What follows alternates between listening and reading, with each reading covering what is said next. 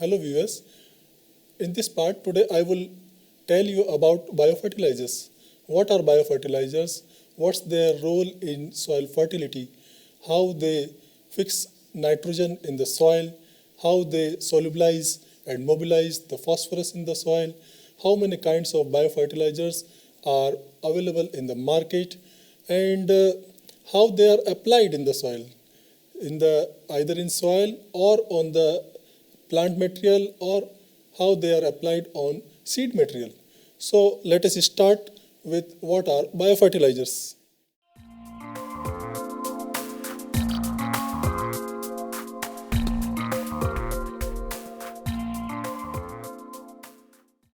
The term biofertilizer refers to preparation containing live microbes which help in enhancing the soil fertility either by fixing atmospheric nitrogen or solubilization of phosphorus or decomposing organic wastes or by augmenting plant growth by producing growth hormones with their biological activities.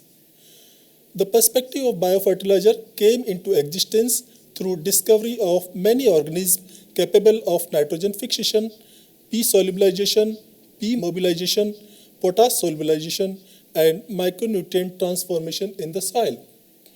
The role of biofertilizers assumes special significance due to increased cost of chemical fertilizers and their ill effects on soil health.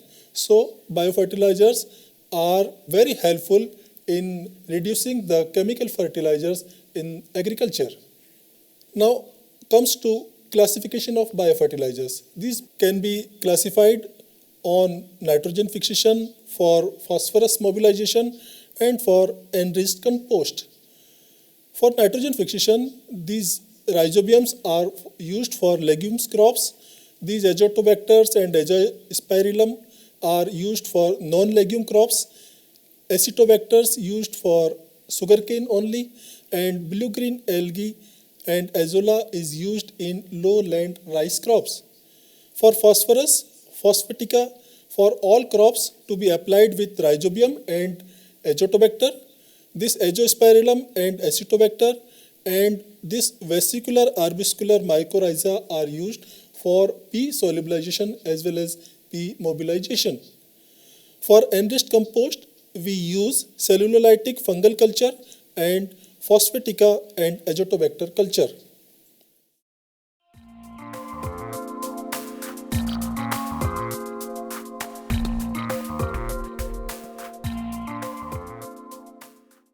Now, what are these organisms used for these biofertilizers?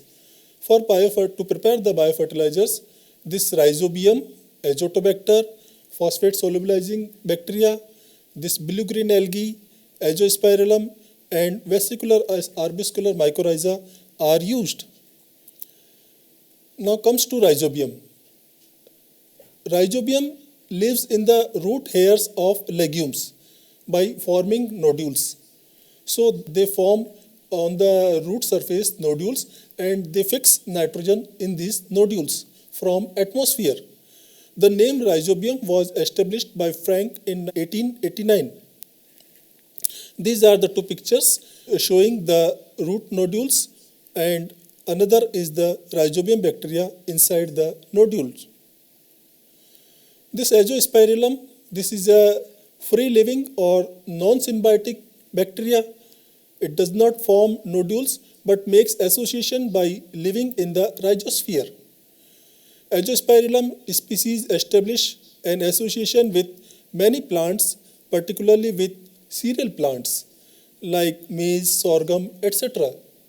Azospirillum are the most common organism and can form associative symbiosis on a large variety of plants. Azospirillum is recognized as a dominant soil microbes. Now comes to blue-green algae. This blue-green algae is another important class of biofertilizers. The blue-green algae are small organisms and can be seen under the microscope as a single cell or large accumulation of cells that are colonies or strings of cells that are trichomes. They have a similar external appearance to that of algae and azolla growing in ponds. Their requirements for light, nutrients, and carbon dioxide are also similar. So these blue-green algae are almost same as the algal growth in our nearby lakes, ponds that we see in our everyday life. Now comes to Azotobacter. Azotobacter is a heterotrophic, free-living, nitrogen-fixing bacteria present in alkaline and neutral soils.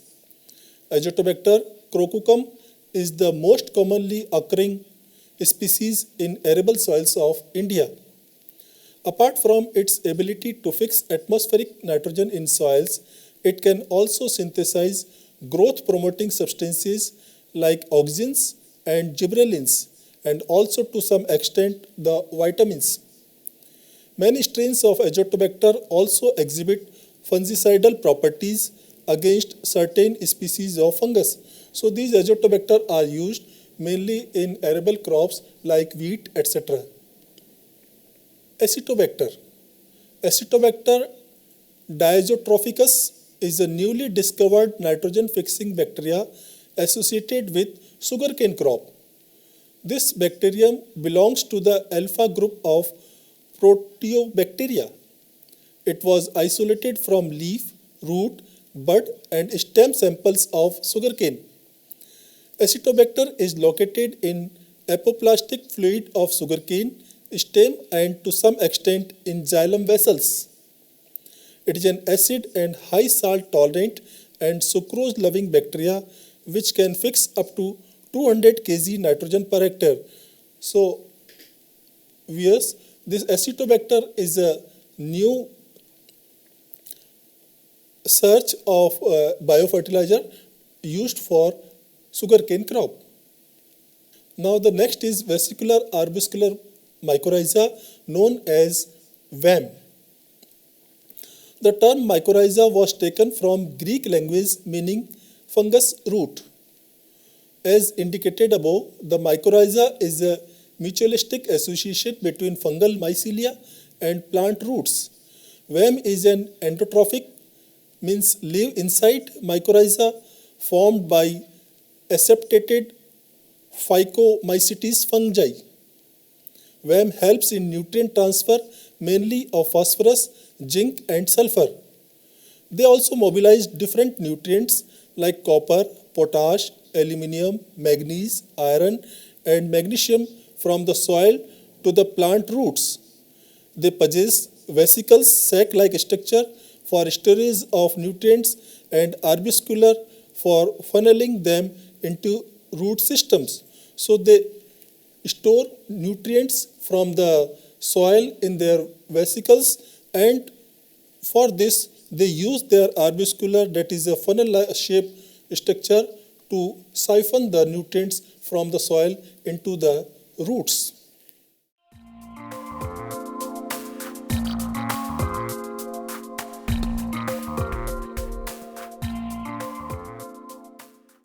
So next is the method of biofertilizer use.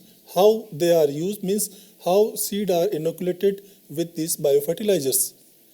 This is the most common practice, means seed inoculation is the most common practice of applying biofertilizers. In this method, the biofertilizers are mixed with 10% solution of jaggery. The slurry is then poured over the seeds, spread on a cemented floor and mixed properly in a way that a thin layer is formed around the seeds. The treated seeds should be dried in the shade overnight and then they should be used. Generally, 750 grams of biofertilizer is required to treat the legume seeds for 1 hectare. So this is very simple. We use jaggery and prepare a solution of jaggery and apply this, mix this jaggery with seeds and spread these seeds on the some cemented floor in the shed. After drying, we can use directly these seeds for sowing purpose. Next is soil application of these biofertilizers. This method is mostly used for fruit crops, sugarcane, and other crops where localized application is needed. At the time of planting of fruit trees, 20 gram of biofertilizer mixed with compost is to be added in the ring of one sapling. Sometimes the biofertilizers are also broadcasted in the soil, but we may require 4 to 10 times more biofertilizers. Before broadcasting, the inoculant should be incubated with the desired amount of well-decomposed granulated FIM for 24 hours. So for this, we use biofertilizers, we mix biofertilizers in the directly soil itself. The next is the tuber inoculation. This method is suitable for application of azotobacter. In this method, 50 liters of water is taken in a drum and 4 to 5 kg of azotobacter biofertilizer is added and mixed properly. Planting material required for 1 acre of land are dipped in this mixture. Similarly, if we are treating the potato, then the tubers are dipped in the mixture and planting is done after drying the materials in the shade. So this is very simple. When we use these tuber crops like potatoes, so we dip these tubers in the solution of this biofertilizer. Now, what are the advantages of using these biofertilizers? Biofertilizers form an important association with other soil microbes and help in nutrient supply. They fix atmospheric nitrogen, at the same time increase availability or uptake of nutrients through solubilization or increased absorption. They stimulate plant growth through hormonal or antibiotics action or by decomposing organic wastes. They are cheap, hence reduced cost of cultivation. They improve soil properties and sustaining soil fertility lead to soil enrichment. They build up soil fertility in the long term and they are eco-friendly and pose no damage to the environment. So nowadays these biofertilizers are the supplement for chemical fertilizers. Now what is the efficiency requirement of these biofertilizers? For rhizobium, they should show effective nodulation on all the species listed on the packet. For azotobacter, the strain should be capable of fixing at least 10 mg of nitrogen per gram of sucrose consumed. For azospirillum, formation of white pellicle in semi-solid nitrogen-free bromothymol blue media is used to check the strains of azospirillum. For phosphate solubilizing bacteria, the strain should have phosphate solubilizing capacity in the range of minimum 30% when tested spectrophotometrically. In terms of zone formation, minimum 5 mm solubilization zone in prescribed media having at least 3 mm thickness. So these are the methods to check the biofertilizers, whether they are live or the microbes available in these biofertilizers are dead one. Now next is specifications for mycorrhiza. The particle size for carrier-based powder formulations of mycorrhiza, 90% should pass through 250 micron sieve. The moisture content in mycorrhiza should be in the range of 8 to 12. The pH should be in between 6 to 7.5. The total viable propagules per gram product minimum should be 100 per gram of finished product, and infectivity potential should be 80 infection points in test roots per gram of mycorrhizal inoculum seed.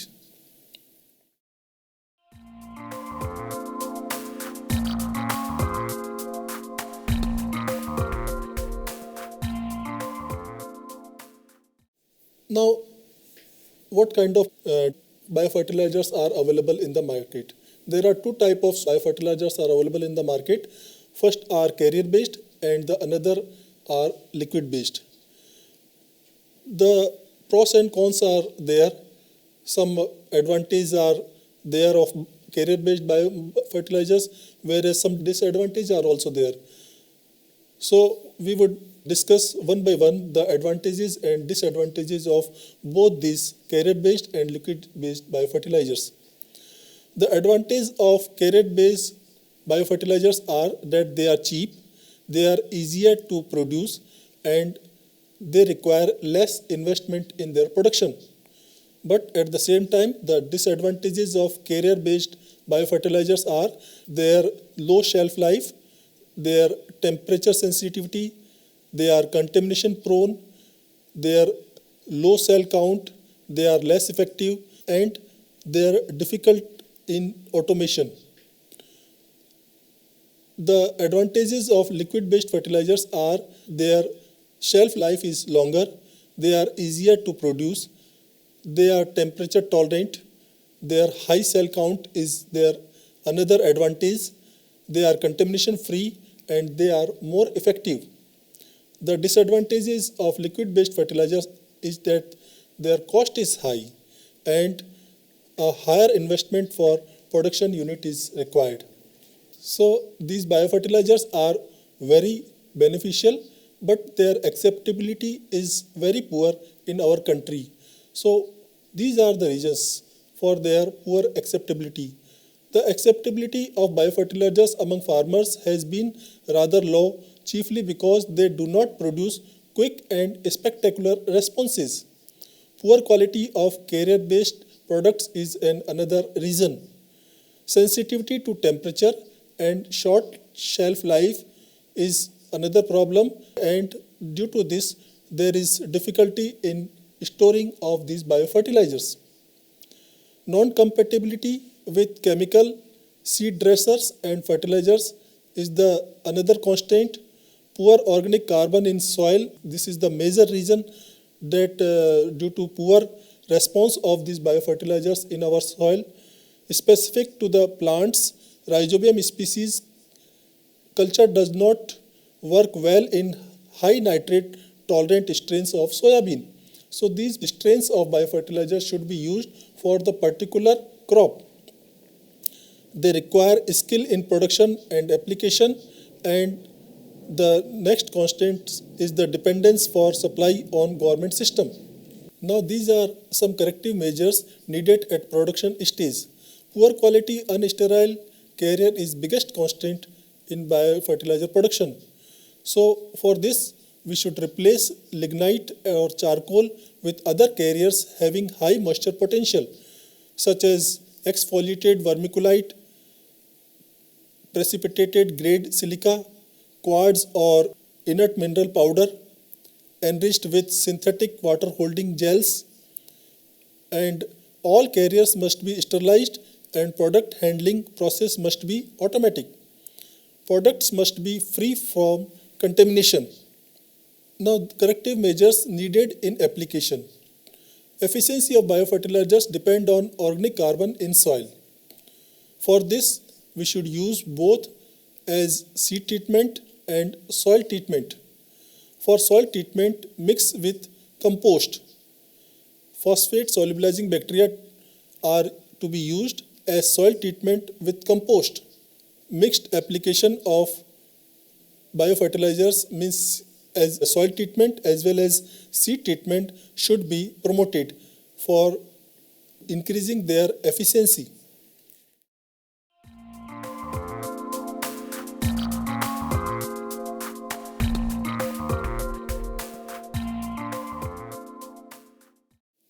Nowadays, many mixed inoculants of biofertilizers are available in the market. They use of multiple inoculants have proved beneficial over single inoculants.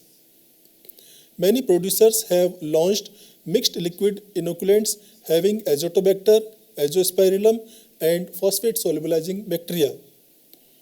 NCOF has found them suitable with individual count of 1:10 to the power 7 and total count more than 5 into 10 to the power 8 strains in liquid-based biofertilizers. Liquid biofertilizers are the ideal solutions. Efforts are needed to replace existing carrier-based biofertilizers to liquid system, as these are easier to produce. There is 100% automation possible in their production. Product can be 100% sterile. They offer higher shelf life and have higher cell count. They are temperature tolerant. They are easy to apply through mechanical means. Now, this is the economics of liquid biofertilizers. When we use rhizobium in legumes, so only 200 gram to 1 liter is required for 1 hectare, and it costs 40 to 200 rupees, and at the same time it gives 25 to 35 kilogram nitrogen to the crop. Azotobacter, azospirillum are used in non-legumes crops. It requires 500 gram to 200 kilogram per hectare. The cost comes 80 to 400 rupees per hectare, and it gives 20 to 25 kilogram nitrogen per hectare to the crop. Azotobacter, azospirillum plus PSB mixture, we use 500 gram to 2 kilogram per hectare. It costs 80 rupees to 400 rupees per hectare, but at the same time it gives 20 kilogram nitrogen plus 12 kilogram phosphorus to the crop. These mixed inoculants, they are also used 500 gram to 2 kilogram per hectare, cost same 80 to 400 rupees per hectare, and gives 25 kilogram nitrogen plus 15 kilogram phosphorus. This mycorrhiza, the quantity required is 2 to 5 kilogram per hectare. The cost is 200 to 500 rupees per hectare, but it gives 20 to 25 kilogram phosphorus plus micronutrients and plus moisture to the crops. Now comes to some other biofertilizers. Industry in India has launched many new biofertilizers. They have been found to be effective and needs to be promoted. First is Acetobacter diazotrophicus. They are endophytic nitrogen fixer in sugarcane crops. Second is potash mobilizer. They are Frachuria and Bacillus species. Zinc solubilizer means Pseudomonas, Bacillus and Thiobacillus. Effective microorganism, it is a mixture of yeasts, Lactobacillus, Rhodopseudomonas. They are excellent for quick residue degradation and fixed nutrient solubilization. So there are so many kinds of biofertilizers available nowadays in market, and we can use these biofertilizers to enhance the crop production and to supplement the chemical fertilizers in agriculture.